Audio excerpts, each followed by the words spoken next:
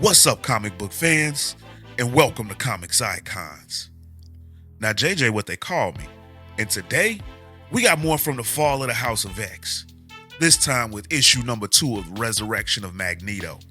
And ladies and gentlemen, this issue is fire. And the Master of Magnetism is going to be ready for action. But by the end of this, they'll be met with an even bigger hurdle than what lays before them right now. And if you need to get caught up with how we got here, then I'll place a card up top to the last video on issue number 1, as well as a link to the complete playlist at the end of this video. But if you guys are ready to find out how the Master of Magnetism makes his way back into the fight, then you know what time it is. Let's get it. So we start this issue off with a memory of Magneto's, one where he and Namor are deep in the ocean and playing a game of choices against the Sea Witch. And this adventure, Magneto says, is payment for a small plot of land from Namor. Now, Namor had chosen incorrectly, which is why he's now being suffocated by this sea creature. But Magneto, he chose correctly, so he's given a key. Then he tells the witch that he's gonna need for her to release Namor. And she really doesn't want to, but he reminds her that he did win her game, and he made a promise to Namor of keeping him safe. So she releases Namor, and then she tells him to thank Magneto for his freedom. But Magneto could care less about his thanks. He's giving him an island, so that's thanks enough. But this key that she gave him is more intriguing at the moment, and when he asks what it does, she tells him, "It remains with you. Once you have it, you can never lose it, even in death, until the day it is turned. All the same, keep guard of it, for it is the key to the door of judgment and purification." And Magneto notes that he never did use that key, and it's placed in his pocket and it was never touched again, but he can still feel its metal, so he knows it's still with him. Then we transition to now, and he's thinking to himself that he is in the place of judgment now, but he has still not turned that key. And no matter what, he has no plans to. Because even though he can use it to leave this place, he feels the need to atone for all the lives he's destroyed, and he won't compromise that just because he feels some discomfort.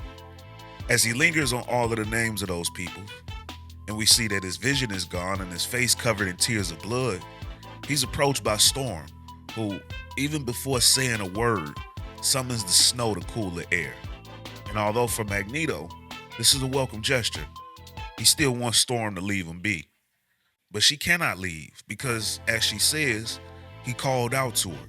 And when her friends call out to her, she has no choice but to come help. Then he recalls the name Christopher Bach, a mutant hater with a scheme to make people afraid of me, as if they weren't already. Many died. I've counted their names. In the end, I dropped a few tons of rubble on him and his followers.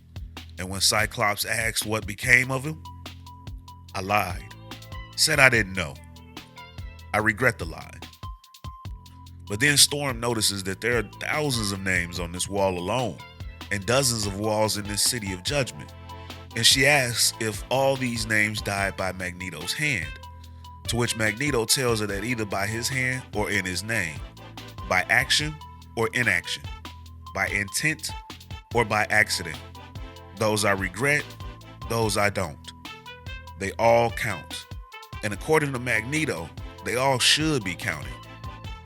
He's been there for some time and has read almost every name by choice in order to acknowledge his full weight on the world, the blood that he's accepted. And this is why he feels he has not done enough to return to the world. So Storm lets him know that she's there because she felt his pain. But he tells Storm that if he is in pain, then it's his pain, his life. And who else would judge how he's lived if he does not? And then he again asks Storm to leave before he adds another name to the wall. So of course Storm asks Magneto if that was a threat, but he lets her know that he's trying to protect the life she still has. His life is over, and the cost is all but counted. So he's done with life and done with her. And he's done with the world, he says, as he hurls his suit in her direction. Then she lets him know that the world is not yet done with them.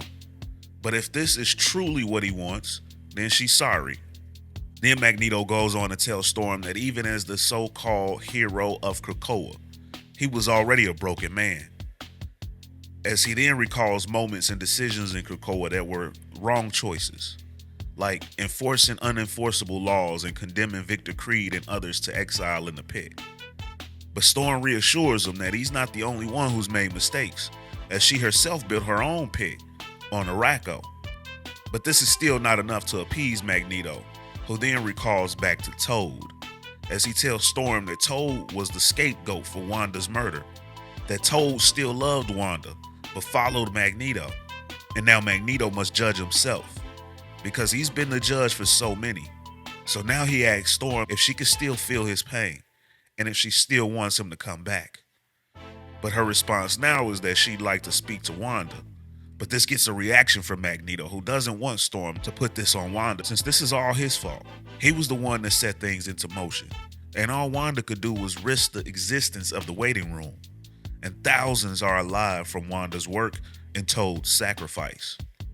But now Storm starts to get frustrated and compares him to Charles, saying that he is closer to Charles than he'd care to admit. You use your people for your ends. Play the martyr when it doesn't work out. And when your decisions destroy you, you wallow instead of... But Magneto interrupts her. Wait, did something happen to Charles? That one caught his attention. But she goes on to tell him that something happened to all of them. Then she tells him everything. How Orcus finally came for them. How Charles was offered his choice and martyred them all, just as he predicted. And now Magneto starts to get angry, because he told Storm to watch over Charles. And now as Magneto's rage begins to build, he thinks to himself that he came here willingly. He climbed the tower. He stood in the gaze of dominions as he was judge. So he undertook his own judgment. But how quickly he forgot that. How easily he's become the stern judge again, and he begins to hurl the names from the wall at Storm. Since he's etched these names, they're his to tear down, and the task his to abandon. So he reaches for a name. Sharon Friedlander, an ally of mutant kind, killed by frenzy because she thought it was what Magneto wanted. And he hurls that name and reaches for another. Ilya Popov, a 19-year-old that made his first voyage on the Leningrad when it attacked Magneto, and he sent it to the seafloor.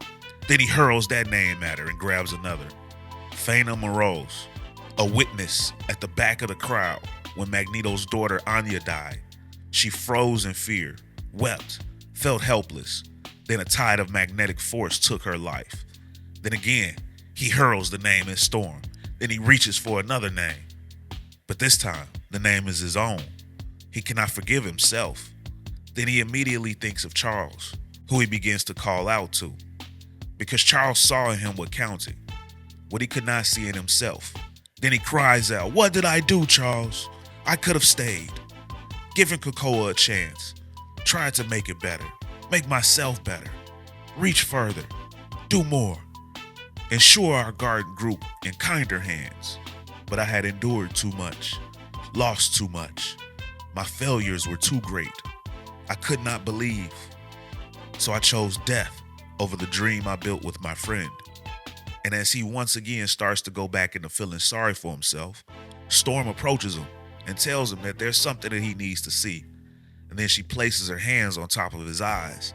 And when she removes them, the bloody tears are gone and his eyes have returned. Then he looks to the wall again and notes that here, all I am is counted. The walls are gleaming marble, and on the marble, there are names. Names etched by my hand or in my name. By action or inaction.